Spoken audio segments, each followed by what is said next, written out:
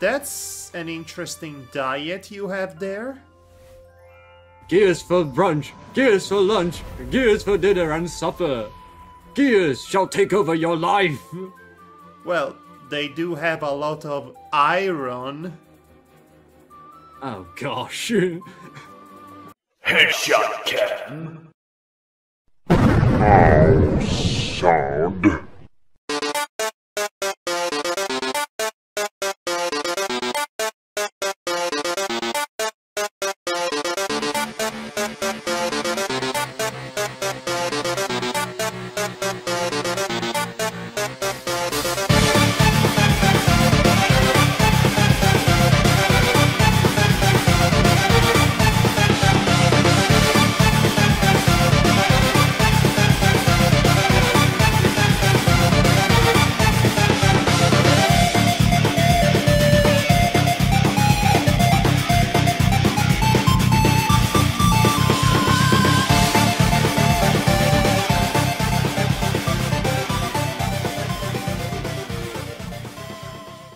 Welcome to A Hut in Time, played by me. And by me I mean past me, because this was played before.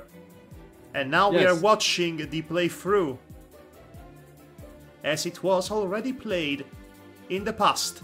But Yes, now it's the future, which will be the present for you if you're watching this currently. A Hut in Yes, Time! Hand time. Just that's happening right now, but was done in the past, but it's gonna be in the future. Actually, you. for a game with time in its title, there isn't much in terms of actual time traveling, or at all. Oh, then I guess that's good for you then. Yes, you do know how much I loathe time traveling, but anyway, this is a game that's more akin the Nintendo 64 era of gaming, of 3D platforming, that is. Again, Gears for breakfast. That's More good gears for you. breakfast for everybody. Shh, Oh. Tamara, shh, hush, hush, she's sleeping. Oh, I see. Oh. Da-da-da, you are sleeping right now. I am dreaming. I'm late for school! Well, at least she comes fully dressed with a hat and all. Yes. Pretty much her only clothing. And she looks like she's a bit mad about something. Well, she's a very small child who woke up from a beautiful dream. And we are in our spaceship, in space. And I'm already having trouble and issues with the camera, and the game has just started right now. Well, yeah. So that's going to be a leitmotif with me and this game. I have tweeted about it a lot. That's what I'm going to say. Right then. So yeah. this is a Hut in Time, developed by Gears for Breakfast and published by the Humble Bundle. As I That's mentioned before, it is a homage to Nintendo 64 era 3D platformers, with a particular keen eye to Super Mario. There are several influences, subtle influences from PlayStation 1 era platformers as well, such as Spyro the Dragon and Crash Bandicoot, and all those characters you knew and you grew up with. Well, that's good then, in a sense of familiarity. She's taking a bath in her pillow ocean, apparently. Yeah. So I have resolved to consider this game as an allegory about nostalgia, more specifically the pure, innocent feeling of when you're a child and you play a game for the first time and you get immersed into an adventure out of someone else's imagination, which ends up inspiring your own imagination, and thus those who grew up with this ended up making their own platformers. I see it as a very metatextual allegory like that. As I said, I've resolved to consider it as such, because if I didn't, and I took it at face value, then I would start asking questions, such as, why is a small child alone in a giant spaceship in the middle of space? Is she the last survivor of her people? Is she like the Doctor Who? Because video games, Madhog. Yes, exactly, because video games. I mean, And when you're a child, you play a game, you don't ask those questions, you just get immersed and you have fun. And this game has that sense of wonder, that purity. In that regard, this game is really, really fun. Also, she just burnt her finger. Ow. Oh! Just punching the barrels. Ouch! Ouch! Ouch! Ouch! Ouch! Actually, it took me a few trials to actually understand what the animation there was supposed to be. Oh, and what was it? She gets her finger burnt. Ah, right. I thought you meant you were joking about that. No, I didn't get it at first, but it's one of the many little quirks and details and idle animations that give personality to this game. Because yes, its foundations might be very obvious, because it is meant as an homage, but it's its own personality that sells it. Yeah, Which you will have the opportunity to see for yourself, if you don't get drowned by my own commentary, which tends to be relentless. 40 out of 40 fuel. We're trying to get home, I guess. Yes, visual storytelling at its simplest. Whoa! Oh. Nelly! So, is there hello? any voice acting in this game? Yes, it's basically two voice actors doing all the characters, but yes, there is. Of course, Hat Kid, as it is her name, does not speak. Ah. Except when she does speak, occasionally during gameplay. Saying, hello, ha! And such like. There is some guy in space, breathing in space. We don't buy anything. What is this? Flying boat? Flying boat? In Mafia Town. Mafia Town. Even in space. Mafia come into No, don't open the door. Bad idea. You silly, silly Mafia man.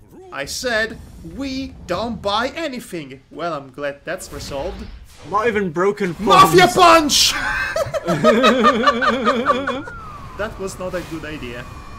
It was a terrible idea, actually. Well, and this is how the game begins. We lose all of our Hourglasses. No, no. hourglasses, and we have to go back and find them all. They get dispersed in space. No, our hourglass fuel. She's pretty annoyed about it. I imagine she'd be pretty miffed about that, yeah. And now we are in Mafia Town. By the way, each and every act, each and every level, even the bonus ones, they have their own title cards. Such as the one you just saw right now. It's a really neat little detail. It's almost like a Saturday morning cartoon in that regard.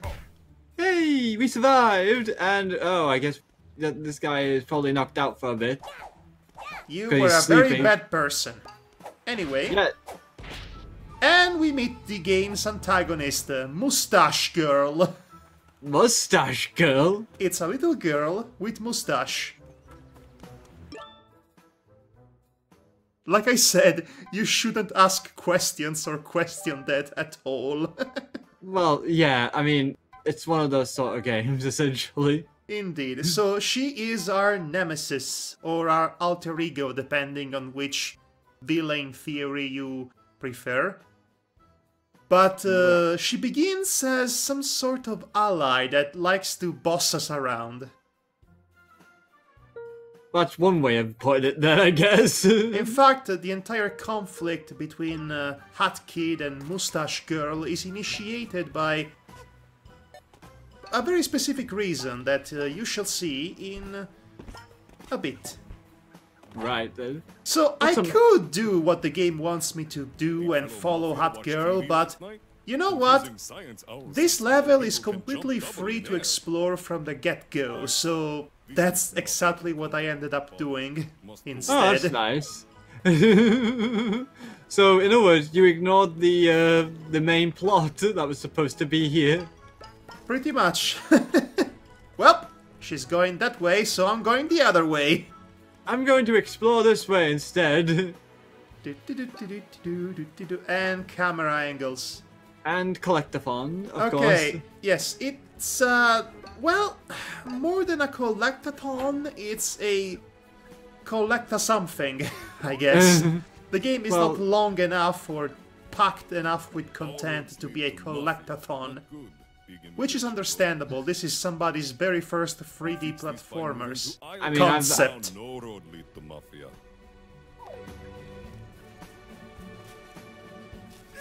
I do know some bits of about the development process that went into this game. Oh, please do share them. Well, when I say that, I mean that I've heard about it like a month ago or something, and I forgot it essentially. The only one that basically stuck in my mind was basically what went into the environment work essentially. They used the Unreal Engine for this. Yeah. And I believe there was a lot of small details in the environment that you're not supposed to see. Huh. But fish belongs to Mafia. Which is a bit strange in the when it comes to this sort of game. Because Mafia punch seagull with child. That sounds like a strategy that only certain people would incorporate. Yeah, so speaking of limitations and obvious limitations, every inhabitant of this Mafia town is a Mafia man. Like that. It's a big man. Oh, we got some yarn. It's a big man with a untraceable accent that's not Italian in the slightest. Well, she kicked him and she hurt herself kicking him. And she winked at the camera. Also, what's really interesting about her, what's really interesting about her is that whenever she's in the presence of one of those burly Mafia men, yeah, she throws a raspberry towards their general direction.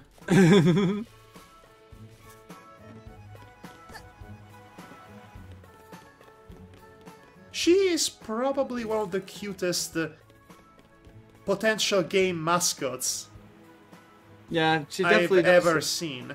She definitely has her charm about her, that's for sure. Yes.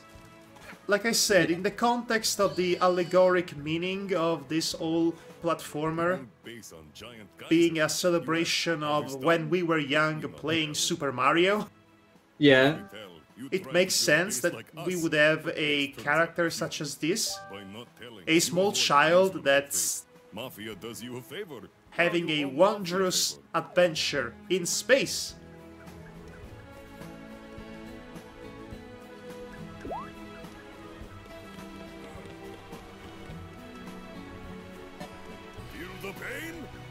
Also, just for stating a fact, she's one of the only female protagonists of a 3D platformers that's ever existed.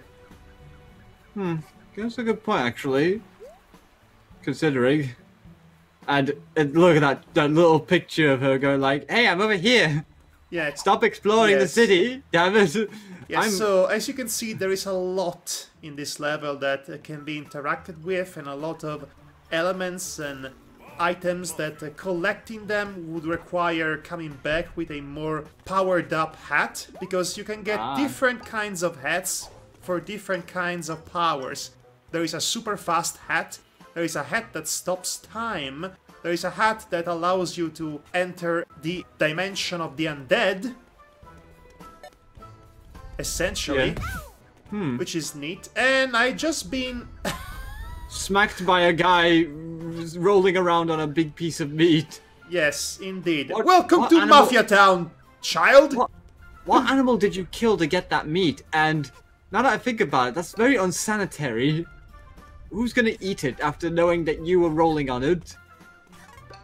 more importantly, since we're asking questions, why are you rolling on a piece of giant cartoon meat? Yesterday, Mafia wake up Why do you have a hat on? Mafia job is Even Mafia job is hard.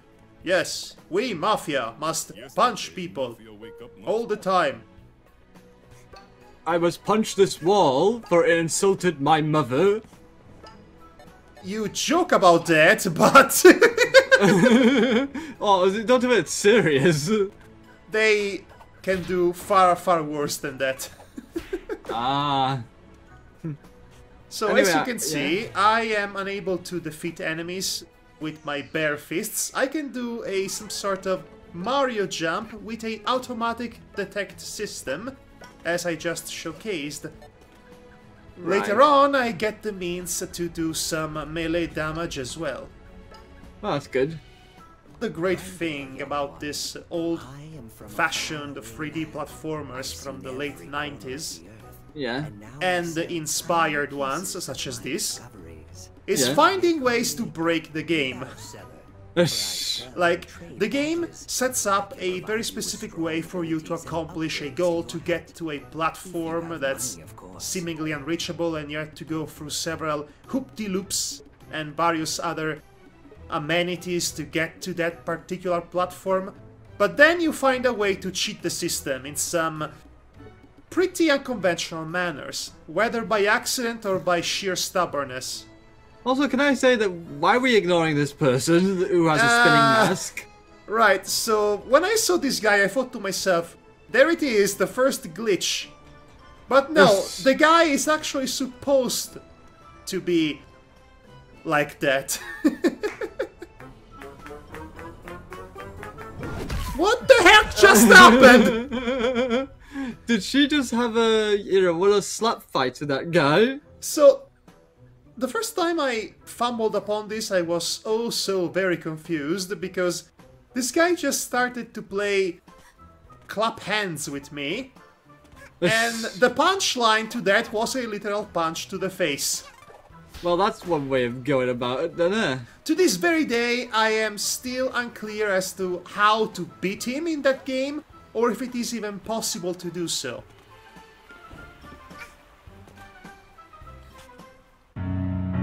Maria, this is what you wanted, right? This is my promise I made to you.